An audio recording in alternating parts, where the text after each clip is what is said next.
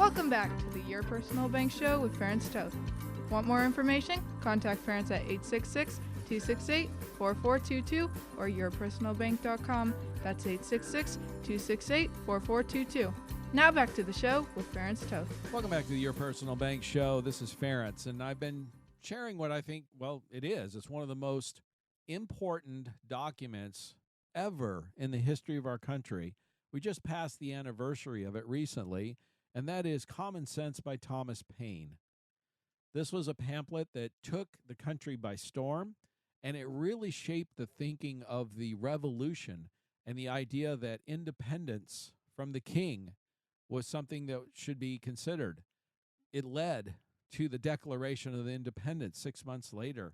It led to all the things that allowed us to have this amazing system that we have, the freedoms that we have an opportunity to enjoy all these years, and of course these freedoms that have been under threat, just like the founding fathers foresaw. They discussed a lot of these very things. It's amazing how a lot of people say, oh, it's old history, it's way. No, these were some brilliant people. There's some knocks on them. That's the challenge. I get people who say, well, they'll try to challenge it because they were slaveholders and things like this. Well, first of all, I would say to that point, I would challenge you to find a country in 1776. I would challenge you to find a country that did not have slavery or that had people were free. I don't think it existed. I'm pretty well versed in that. There may have been one or two, but I do not believe in that time that even existed. Why is that so important? You have to place yourself in the time and the place. Again, the idea of being independent from a king was unfathomable for most people. It was a very, very radical idea. Why? It isn't to us now, looking back, but to them at that time, throughout all of human history, you take any time frame, any civilization, it doesn't matter. There was a strong man in charge. There was a king, a dictator, a ruler of some sort, almost consistently for thousands and thousands of years. You look at the Chinese, the dynasties. They had thousands of years of different dynasties, and each of those were, in essence, kings, emperors, whatever you want to call them. So the idea of being independent of a king was, it couldn't be imagined. Having freedom from that and abolishing slavery. Really, there were some people, even the founders, who had slaves like Jefferson and Washington, who were openly discussing abolishing slavery. Now think about how radical that was itself at that time frame. It would be like if today you had all your big tech leaders, your Musks and the leaders of Google and Microsoft and all these different places, basically saying, technology is bad. It's addicting, and there is a lot of studies that show that, and we think it's a really bad idea for you to use our technology. They'd be cutting their own throats, obviously. And these slave owners, these Virginia slave owners at the time, stating that, were doing exactly that. It was such a radical idea, a revolutionary idea, to even discuss it, knowing that was your primary source of economic existence, and to say there needed to be something done about it was radical. But the aspirational documents of the Declaration, when it states that all men are created equal, obviously, at the time, not all men were treated equally. There were some that were enslaved and etc. Not all women couldn't vote, for example. Landowner, white male landowner, those were the only people that could vote initially. But if you look at the history of the country and the aspiration that we've moved more and more towards equality and freedom, more and more people getting the right to vote, for example. There were long, hard fights over those kinds of things, of course. But the country did continue to aspire to the right direction. And that's something to be proud of, not to denigrate. I find it so incredibly frustrating when I see people denigrating that. And then you get the other idea, the other part of the idea. It's amazing. In our very first foundational document, I find it truly astonishing that right after the laying out the rights of life, liberty, and the pursuit of happiness. And then right after that, it states that whenever any form of government becomes destructive of these ends, it's the right of the people to alter or abolish it. That's just an amazing, revolutionary statement right there. And it's right there in the Declaration. It's the second paragraph, folks. It's not hiding. Many of the criticisms in Common Sense, Thomas Paine, which I encourage you to read, but it's important to understand, they ring true today. You know, a government against the people, in spite of the people, is opposing the people. And here, I'll give you one more. This is from James Madison. He stated, war should only be declared by the authority of the people, whose toils and treasures are to support its burdens, instead of the government, which is to reap its fruits. He also went on and stated, each generation should be made to bear the burden of its own wars, instead of carrying them on to the expense of other generations. He was saying, look, if you want to go to war, fine, but you should pay for it. He even went on further and stated each generation should not only bear its own burdens, but also the taxes to pay for that war. I mean, think about it. These are the ideas, these are the thoughts of the founders. Wouldn't it be amazing if we had some of those thoughts in our leadership today? We've gotten so far away from that, and that's the problem. We don't have constitutionalists. We don't have people that are mostly focusing on the founding aspirational principles of our country: life, liberty, and the pursuit of happiness. And if the government gets in the way, it needs to be altered or abolished. Most Americans, the vast majority of Americans today, are against the open border. We're getting overrun by illegal immigration.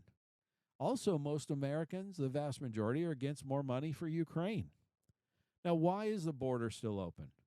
Why is money still being sent to Ukraine? Well, it's really quite simple. It benefits Democrats and rhinos, the administration, bureaucracy, and big business. Those are the people calling the shots.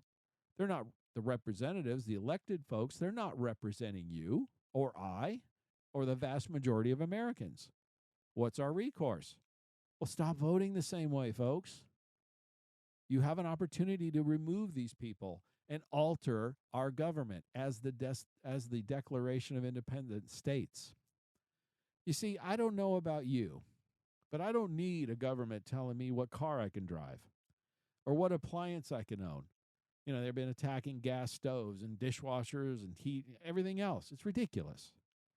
And frankly, if the government was smaller and less powerful and focused on its constitutional responsibilities, we would have more freedom. Also, by the way, folks, we would have more money. You know why? Because we'd be taxed a lot less. We're overburdened on taxes because we have an overbearing government trying to do too many things that it has no constitutional authority to do. Why does it do it? We have allowed it. We need to stop that. There would be far less waste. There's no question our federal government is massively wasteful.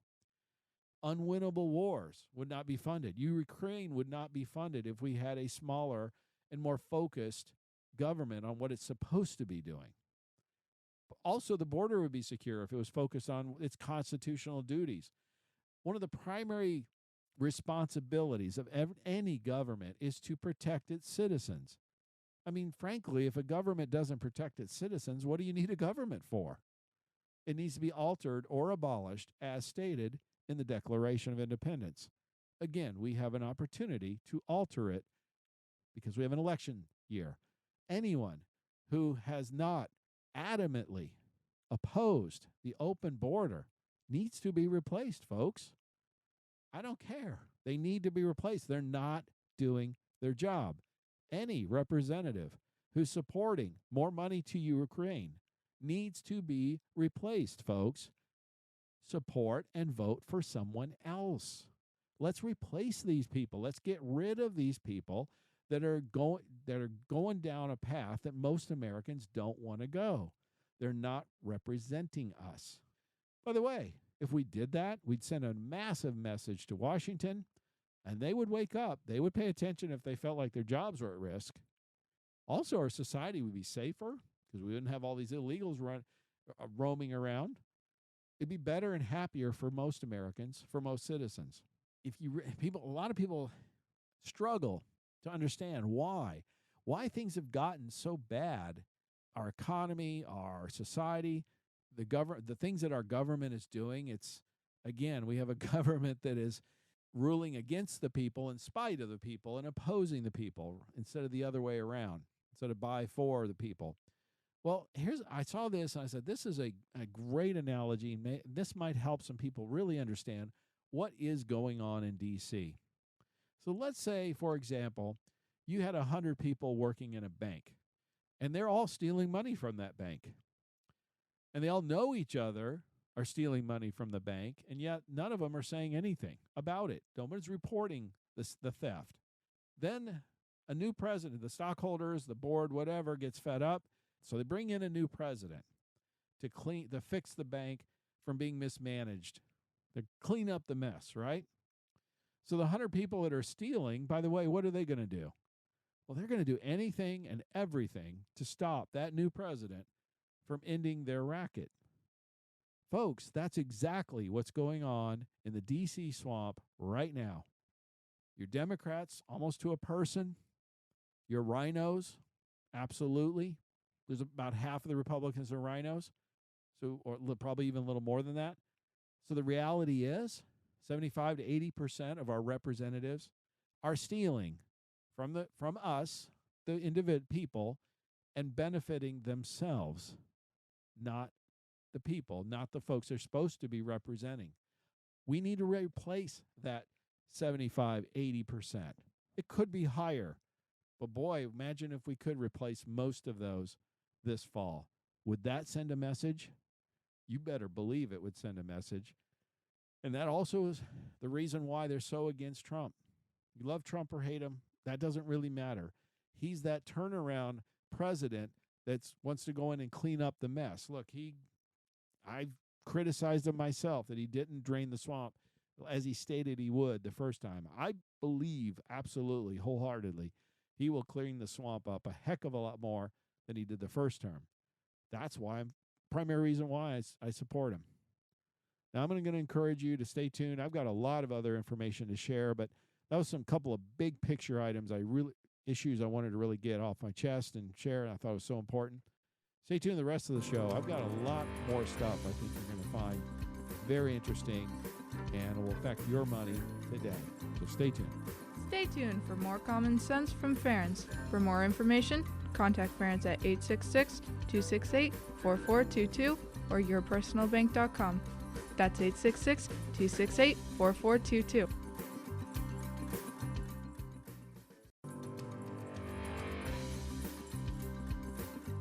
Welcome back to the Your Personal Bank Show with Ferens Toth. Want more information? Contact Ferens at 866-268-4422 or yourpersonalbank.com. That's 866-268-4422. Now back to the show with Ferens Toth. Welcome back to the Your Personal Bank Show. Well, I've been discussing Thomas Paine, common sense, the Declaration of Independence. Really, really important stuff. And some of the things that we as Americans need to understand. But there's some encouraging things going on too, bringing us back to our roots. What's the aspiration of this country? Life, liberty, and the pursuit of happiness, as stated in the Declaration. Bringing back the land of opportunity instead of creating a land of dependency, as I often share. Well, you know what? Some common sense is starting to come back, and I love this. And I don't know if you've heard of Dr. Carol Swain. She is a very distinguished scholar, and she uses some common sense. Highly educated person using common sense is pretty uncommon, but here's a point she makes, and I love this. So here's her statement. What is an election denier? I don't know a single person who denies elections took place on November 3rd, 2020. I thought that's funny. Of course, there was an election in November 2020. She goes, I do know plenty of election questioners who believe election irregularities trumped election integrity under the COVID-inspired processes it governed. That is a powerful statement. Election questioners. I love that. The media has tried to use this idea of election deniers to denounce people and attack people and all that kind of stuff. But Words mean something, and she's using words very deliberately, very, very adroit, really. I love it. I love it. And just like with Common Sense with Thomas Paine in 1776, made a massive difference in the thought process of the country. Words mean things. Words have power. That's how the power of the pen is stronger than the power of the sword. The right ideas, it's true. Education is the key. That's why I share so many of these things that I do. And I do because so many people got away from it. They don't even realize what's in the Declaration or the Constitution. Many people have never heard of things. I find it sad. They've never heard of Common Sense by Thomas Paine. Or if they have, they barely know anything about it. And folks, that's to our detriment as citizens. This is what our government wants. They want us to be uneducated, useful idiots. Okay? That is truly what they want us to be. And by the way, if you really want to go deeper, there's something called a document called The Two Treatises of Government by John Locke. This was written, I believe, in 1764. George Washington called John Locke the greatest person who ever lived.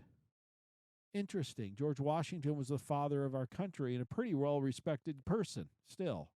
George Washington thinks John Locke was one of the greatest people who ever lived. Most people have no idea even who he is or have ever read his book or whatever you want to call it, pamphlet, Two Treatises of Government. Look, I'll be honest with you. It's a tough read. I mean, because it's in well, for us, Old English, and it's like 450 pages. I'm going to tell you straight up. But you should at least have an idea what it is and what it's about. At least you should understand the Cliff Notes version, okay? If you really want to understand why did our founders write the Declaration? Why did they really go to war against England and want independence? Most people don't know. They don't understand the aspiration of our country and the inspiring words. That's why I'm sharing some of those in the previous segments that can inspire a country and inspire people. And that's what we need more of, not less of.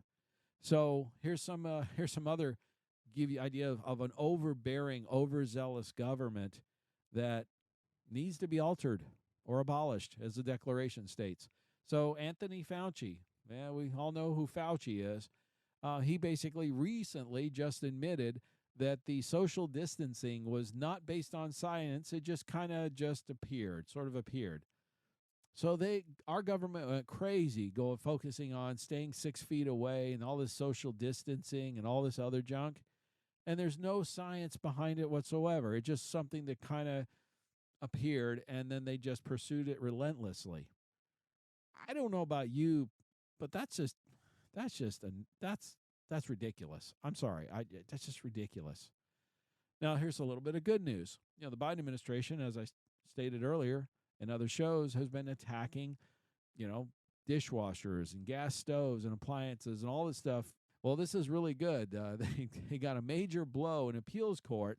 It's a huge win for consumers, especially lower-income consumers. And the ironic thing about it is in court, they were able to show that these high-efficiency dishwashers and various things like this, they use less water, but they often force consumers to run multiple cycles or manually hand-wash dishes because they just don't work.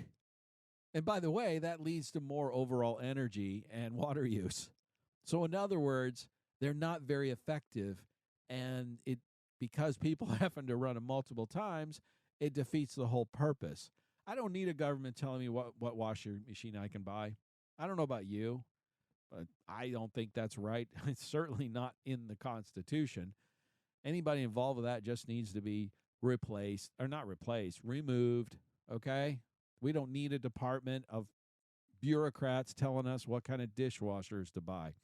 But I love it when court came up. These arbitrary washing machine regulations are unlawful, ineffective, and absolutely ridiculous. He's exactly correct. I love it. So the Department of Energy lost a big court case. The fact that even had to go to court, the fact that our government was pursuing those kinds of stupid policies, inflicting more economic pain, more difficulty to Americans. Why are we putting up with this? Now, I went to court and got resolved. That's all great. I appreciate that.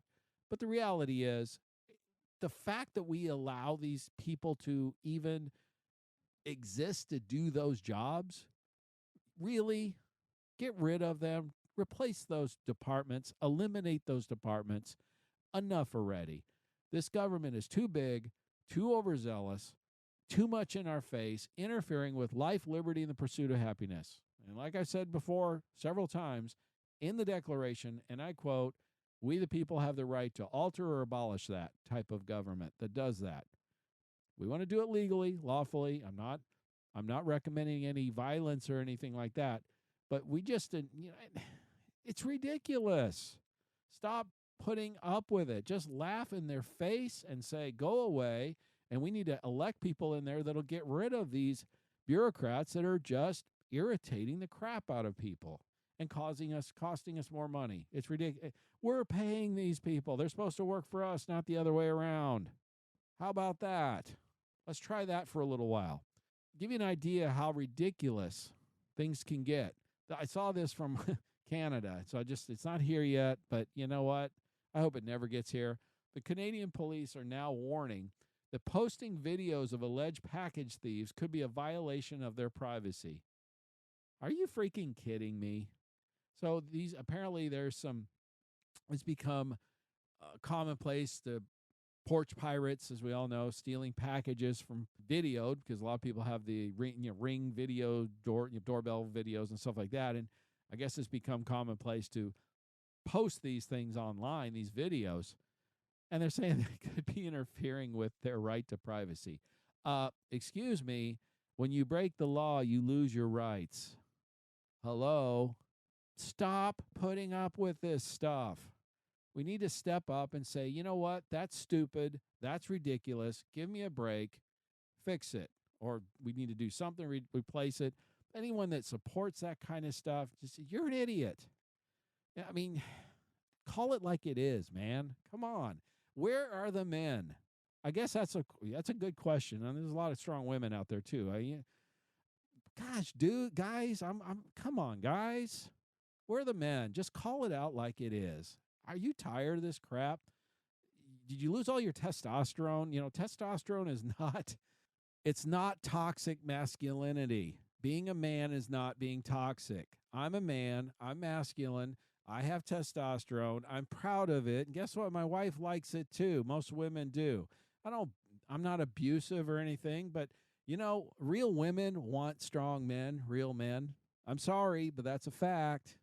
And I know it's not politically correct, but give me a freaking break. I'm getting really tired of the stupidity that I see around me. I talked about this in a previous show about, the men competing in women's sports. Where are the dads? I've got 2 teenage daughters. Now, thankfully, they're not into sports. But I can assure you, I guarantee you, my girls would not be competing against men. I would make sure of that, and I would raise a freaking stink. I would probably be on the news, okay, or whatever, but my point is I would not put up with it. That's what a dad does. He protects his daughters. He protects his family. You know what, folks? Guys, that's what a man does. Be a man, okay? Let's see some men out there. I'm getting tired of these panty-waist, pansy-ass people. Does that make sense? I mean, is that real enough for you? And maybe this will offend some people. I understand. But I'm getting fed up. And I hope some of you are too. And you're going to stand up for something. If you see something going on, you stand up for it and don't just let it happen. Or we see these things all the time. We're just getting videoed. Let's stop putting up with stupidity. Okay? Please. Now, of course, a lot of this comes from media. The media has done an amazing job of propaganda. And I saw this recently. I thought, man, that really kind of puts things in perspective. See, the media, there's a lot of different channels and different sources of media out there. And people think there's a lot of choice. And the reality is there's not. In fact, there's something like around 1,500 newspapers in the United States, and about 1,100 magazines. There's over 9,000 radio stations, roughly 1,500 TV stations, and about 2,400 publishers. Actually, 90% of them are owned by 6 corporations. These 6 corporations are an oligarchy that are dominating the news. what you're getting fed, the propaganda, whatever their agenda is. And sadly, right now, most of them, the legacy media, are all have the same agenda. They want to have you have less power and them have more. It's that simple, folks. If you just heard my rant on men, you'll understand what I said. Nobody out there telling me what to say or do, or not say, I should say. And I'm blessed that way. I've been canceled, by the way. I was on a station in Seattle and I was canceled. You know why? They told me, quote unquote, I was too conservative and got complaints. Well, you know what? Sorry. I'm sorry you feel that way and you can't hear another point of view. Your point of view isn't strong enough that you can't even stand listening, having another point of view. But here's the funny part. How did it affect me? It didn't. In fact, within a week, my syndicators found a different station with more listeners. So it was a better situation, and I was back on the air in Seattle. So there you go. Don't be so afraid of being canceled. It's happened to me personally. Speak your mind, share your heart, be real, be yourself. There's my message. Stay tuned the last segment, and I'll cover some financial stuff. I know I've gotten off track, but I need to do that. Promise I'll get there. Don't miss it. Stay tuned for more common sense from Ference. For more information, contact Ference at 866-268-4422 or yourpersonalbank.com. That's 866-268-4422.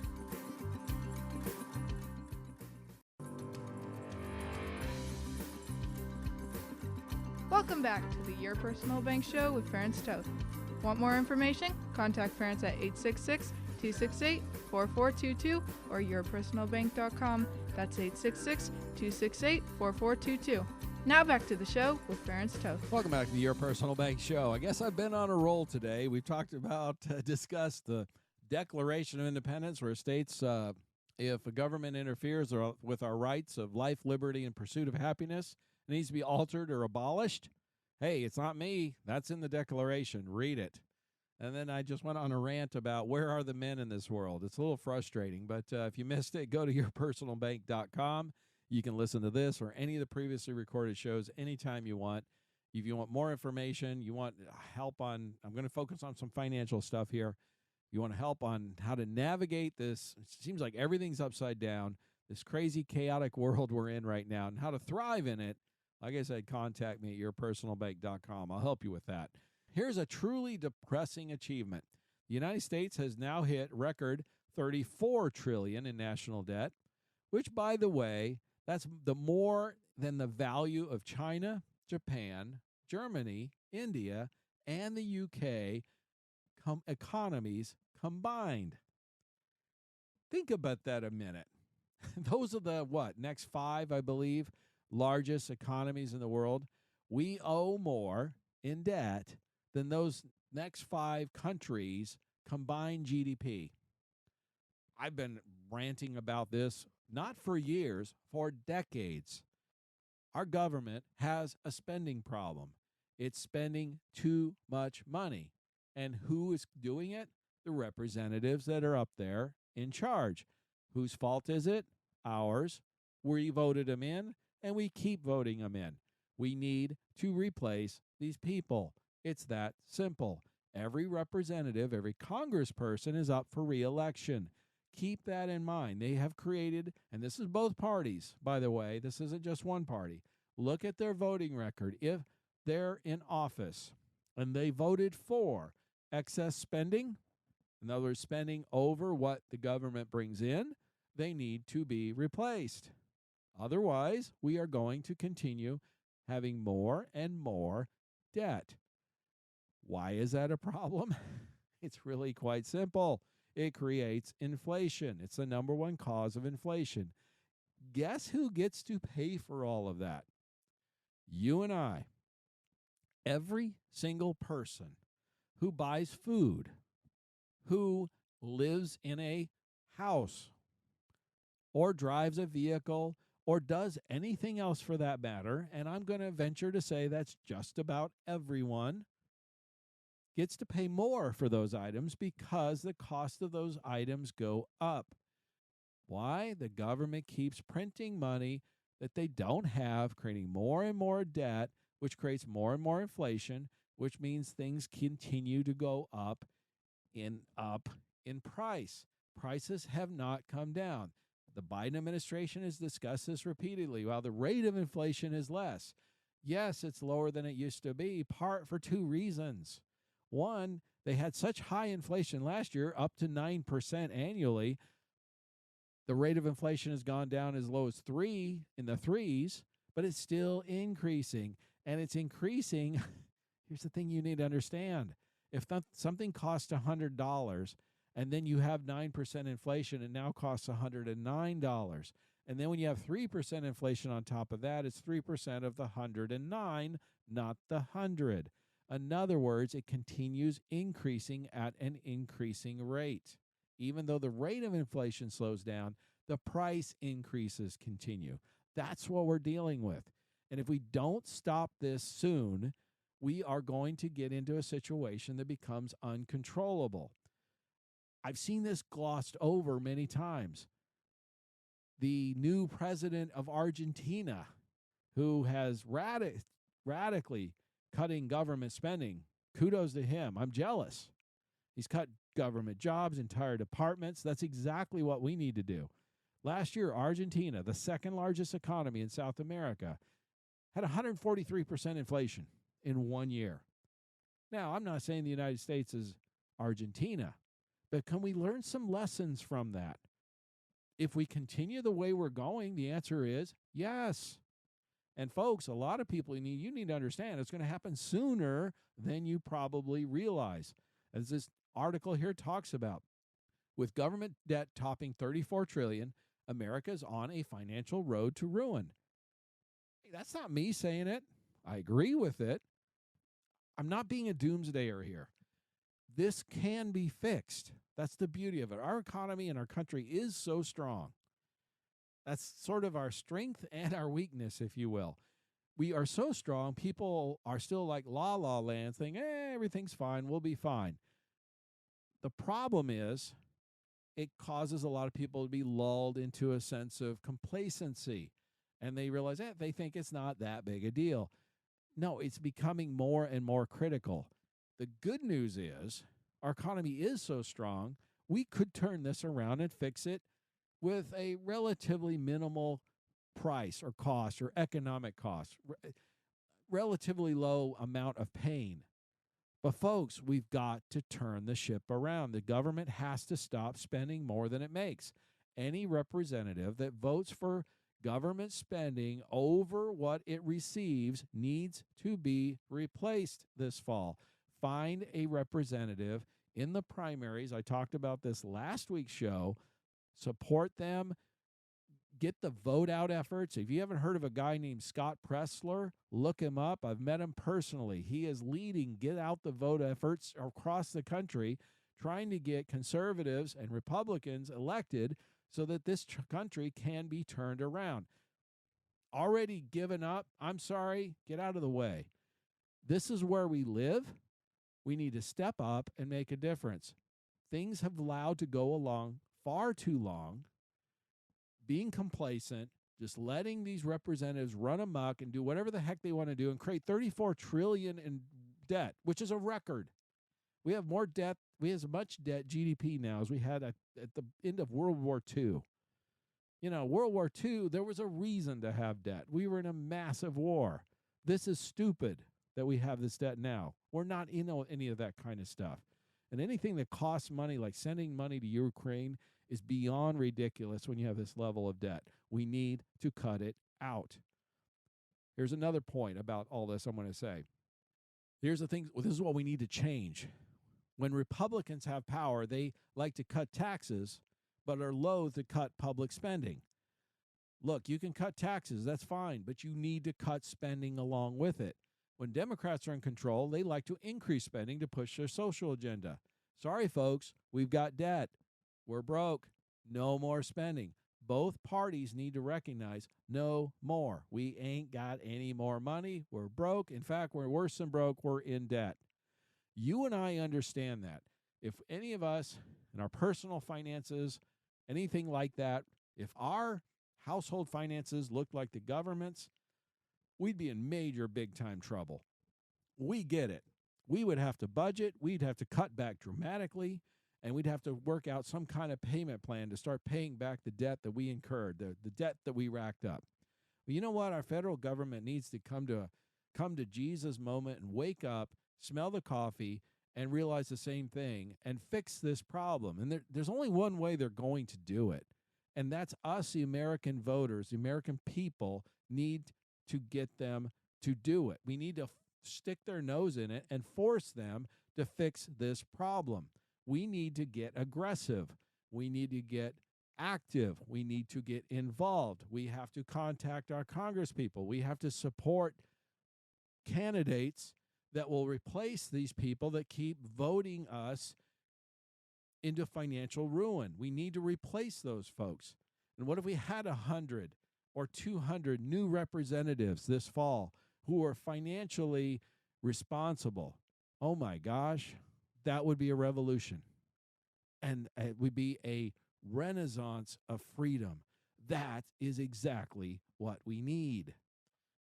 These things are not stuff that I'm saying. I'm not being a fearmonger here. I'm just stating the facts, man. Hopefully some people wake up to the realization of this stuff. You need to protect yourself. You need to diversify your portfolio. You need to have some guaranteed funds.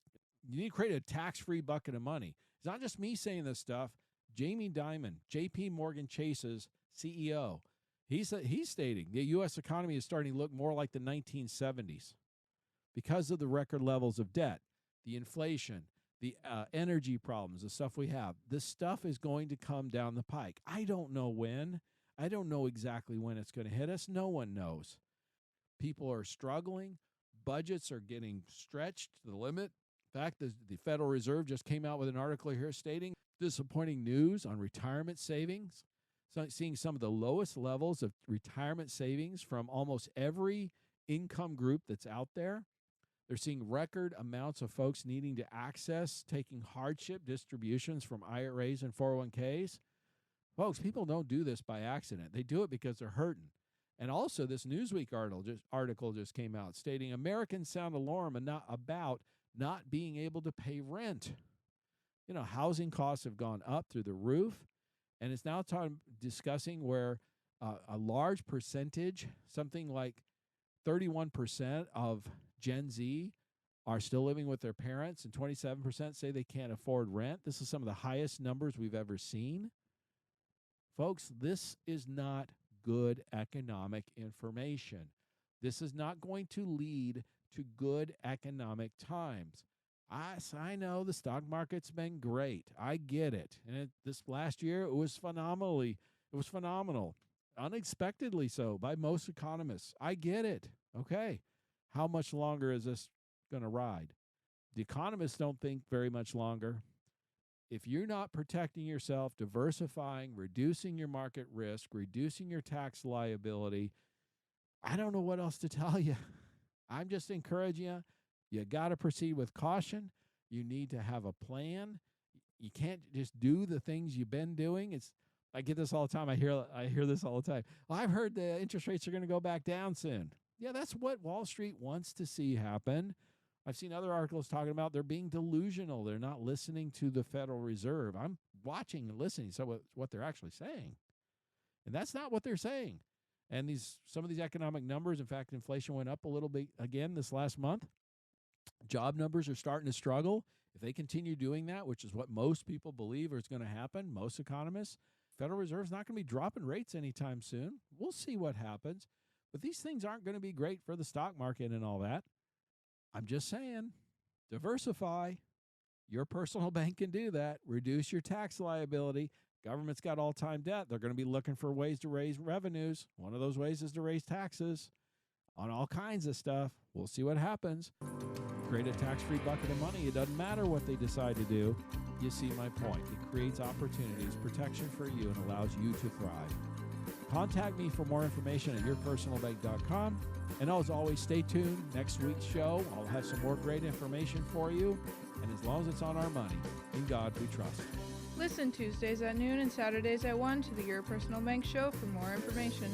Contact Ference at 866-268-4422 or yourpersonalbank.com. That's 866-268-4422. This show is designed to provide accurate, and authoritative information. The presenter and guests of this program do not engage in legal, accounting, or tax advice. Professional advice regarding your situation should be sought if required. Some products discussed may have limitations and not be available in all states. Excessive unpaid loans may affect performance. Distributions may become taxable if not managed properly. Replacements may not be suitable for everyone. There may be charges when replacing coverage. Dividend rates and bank line of credit rates may change. For current rates, contact Ference at 866-268-4422 or yourpersonalbank.com. Again, that's 866-268-4422 or yourpersonalbank.com.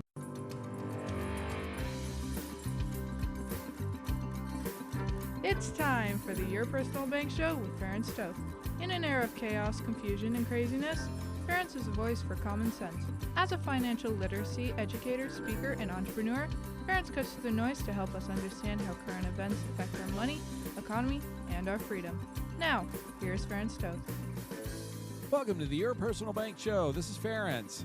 In the last show and several previous ones, I have been discussing the need for a rebirth of freedom, a 1776 moment, if you will.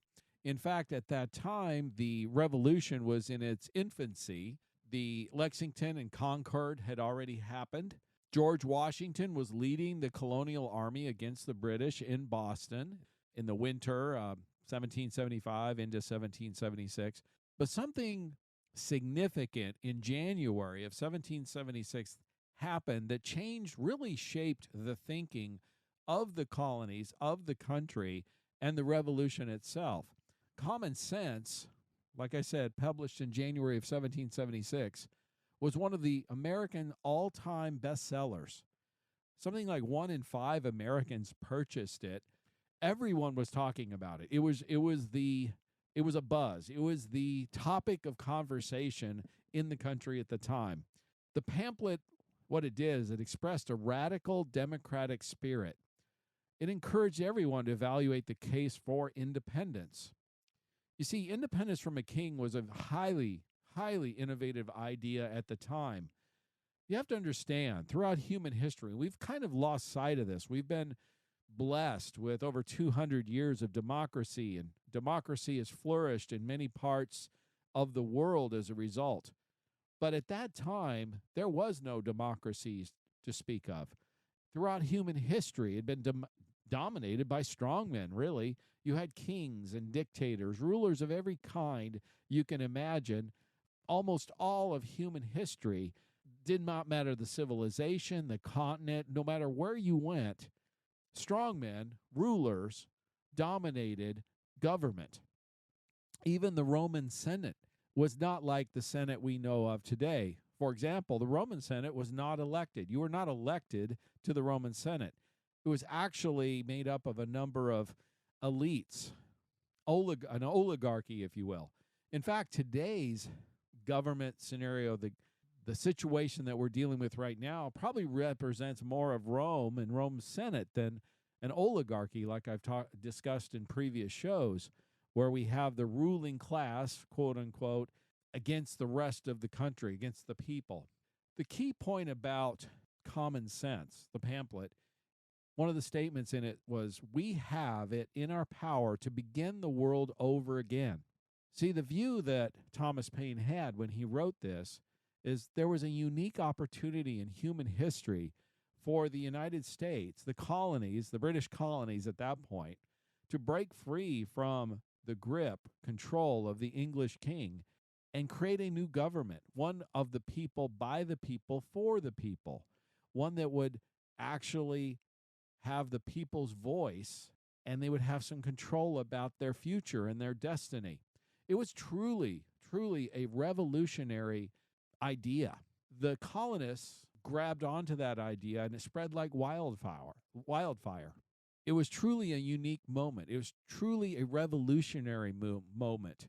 It was truly a progressive moment, if you will. It was revolutionary. It wasn't conservative. It's funny how today conservatives are always blamed for wanting to be boring and keep things the way they were. The American Revolution was truly a revolution and a revolutionary idea. And again, I think most people have really lost sight of how revolutionary it really was. Common sense, the ideas in the Common Sense pamphlet led directly to the Declaration of Independence 6 months later. This statement at the beginning of the Declaration, which is an aspirational statement, that's what Jefferson stated. This is what we as a country, as a people, as a government should aspire to. It wasn't meant to be something that was perfect. They understood it wasn't perfect. There were problems. I'll discuss that in a minute. But this was the aspirational, uplifting, and encouraging. And I'm going to share, for example, we hold these truths to be self-evident, that all men are created equal, that they are endowed by their Creator with certain inalienable rights, that among those are life, liberty, and the pursuit of happiness. Folks, that's inspiring, that's encouraging, that's uplifting. In fact, for anyone to attack that or denigrate that has to make you wonder what kind of person that is. What kind of person would want anyone to deny anyone that they were created equal or endowed by their Creator with inalienable rights? And anyone that would want to deny life, liberty, and the pursuit of happiness. See, that's so frustrating. To me, it's just so frustrating because anyone who attacks that, denigrates that, they have ulterior motives. They don't want you to be aspirational. See, mankind, there's a desire, there's a drive within mankind that exists. And to deny that is to deny reality. You can feed that or you can push it down. Those that want to push it down typically, again, are the strongmen of the world, the dictators, the ones that want more control in a more direct manner. It's kind of like the bullies in school. They're the ones that want impose their will and fear through fear and other means on everyone else. But to be aspirational is to stand up to that bully. In fact, the Declaration even goes there.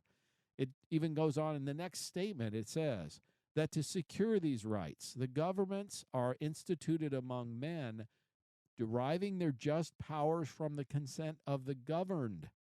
In other words, from the people. The power comes from the people. And then here it goes on and it talks about that very thing, that bully, that overarching, overpowering government.